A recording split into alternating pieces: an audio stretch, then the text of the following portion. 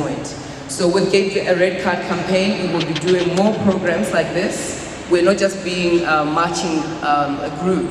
We're going to do other programs around the country with other organizations to try and really address the social ills, as we said, that we're experiencing in the country. And we're not saying we're gathering as women alone. We're saying men must come to the table.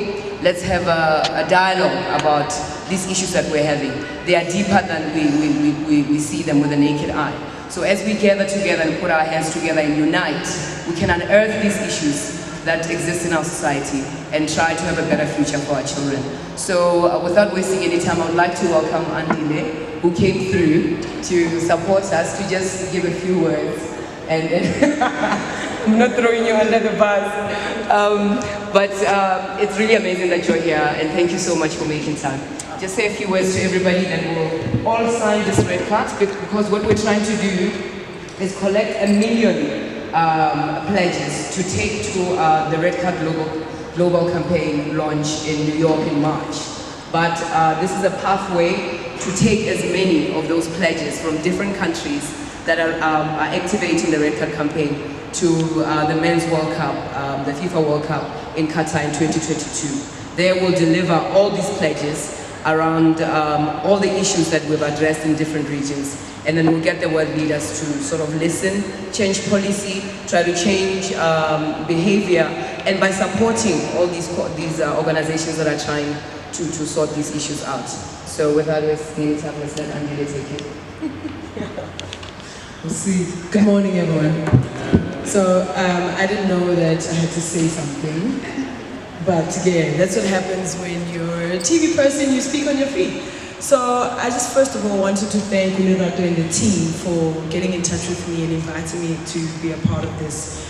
I think this whole thing with gender-based violence in South Africa is so out of hand that it's everybody's prerogative. And that if there is something that you can do to alleviate it, to stop it, to allow, you know, a different kind of narrative to come through to South Africa, then you should. So what is exciting for me is that, well, it's gone, so I will just project. I don't know what happened.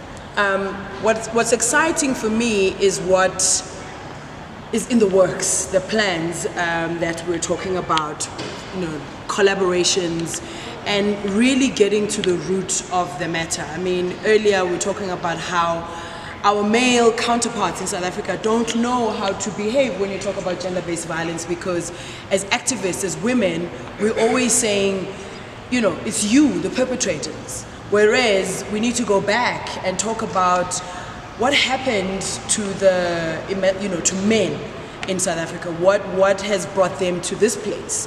The same pain that I experience as a female has been experienced by a male in South Africa. And if we're going to really change this whole face of gender-based violence, it cannot just be us anymore, women alone talking about this. We definitely need every single person in South Africa to, you know, become a part of this and add voices. I was saying to Mrhetjha, what we also don't know is that there are many male victims of sexual violence in South Africa, but they don't have a place, you know, they don't have a voice. And so it's up to us to make sure that we are all doing this together, and we're speaking in one voice, and we're sending the message in one voice. So I'm really excited about the plans and, you know, what we can, you know, put forward next year as just activists and as organizations and as civil society, because it really is out of hand. We're standing here right now. I know that there's a little girl and a little boy right this minute who's going through gender-based violence in South Africa right now. And so this has to stop. And the only way that it does, or that it will, is if we all of us. I mean, I think the time for separating each other in this war is over.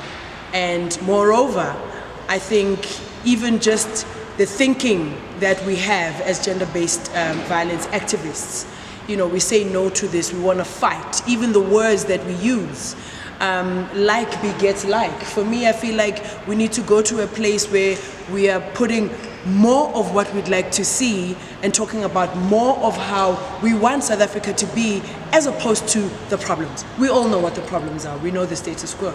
But I'm looking forward to fleshing out ideas with you guys and other organizations so that we really come up with impactful, positive messaging.